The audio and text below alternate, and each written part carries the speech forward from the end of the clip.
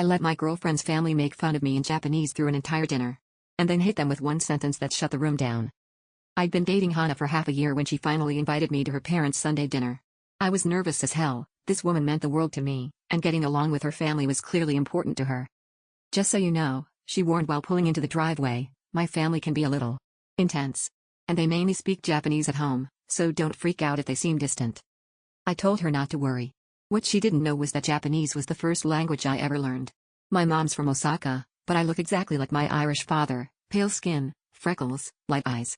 People assume I'm 100% white, and honestly, I've always let them. The Nakamura home felt warm immediately, food smells everywhere, cousins running around, her grandmother chatting loudly in the back.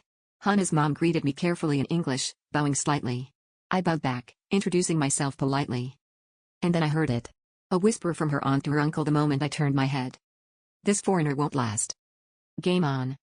For the next hour, they rotated between polite English to my face and razor-sharp Japanese comments behind my back, or so they thought. Look at him, her grandmother muttered while handing me rice. So pale, he looks sickly. He can't even hold chopsticks, her uncle said under his breath. No upbringing. Her cousin smiled sweetly and said, do you like the food? Then whispered to the girl next to her, he probably doesn't even know what he's eating. I kept smiling. I kept eating. I remained the polite guest I was raised to be. The comments didn't stop. So rude, one aunt said. Didn't even bother to learn our customs. He's mocking our culture, another added. Meanwhile, Hana kept trying to pull me into conversations, switching between English and Japanese, but every time she tried, someone would derail things into rapid Japanese until I faded into the background again. But then her father spoke openly to her younger brother, as if I weren't even in the room. This is what happens when daughters go off to university, he said.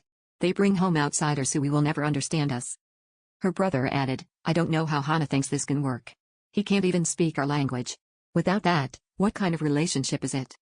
That one hit hard. But I kept my cool, until her father chimed in again. She's throwing away her future for someone who can't even communicate with her family. My jaw clenched so hard it hurt.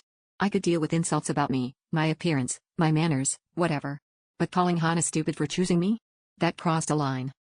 And then fate stepped in. Hana's little niece came running over, tripping right in front of me. Her knee was scraped and she burst into tears. Oh Ji-sen.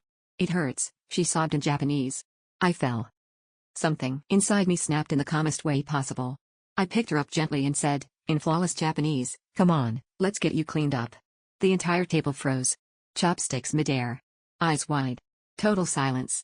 I carried the niece into the kitchen, washed her knee, put on a bandage, and talked to her softly the entire time, still in Japanese. When I returned, you could have heard a pin drop. Her father finally whispered, you speak Japanese? I looked him straight in the eye. I've spoken it since I was born. Hana's mother went pale. So, you heard? All of it, I replied in perfect Japanese. I took a breath. I heard every comment about how weak I look. How I can't eat properly. How I'm disrespecting your culture. But the part that actually hurt? Hearing you call Hana foolish for loving me. No one spoke. My name is Daniel Mori O'Connor, I continued quietly. My mother is Mori Aiko from Osaka. I grew up speaking both languages. I spent summers with my grandmother in Japan. I know your culture, I was raised in it. Hana's grandmother stood and bowed deeply, tears in her eyes. Daniel-kun. Please forgive us. I stayed quiet because it was Hana's family, I said. Out of respect. Even when you spoke about me like I wasn't here. Hana's little niece tugged my sleeve.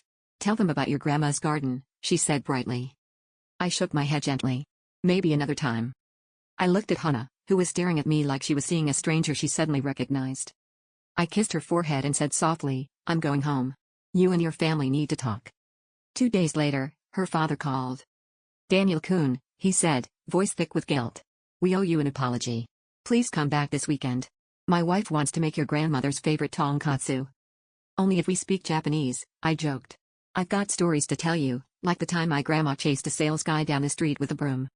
That weekend, when I walked in, the niece proudly introduced me to the entire family as Uncle Daniel. He speaks 2 languages and tells the coolest stories.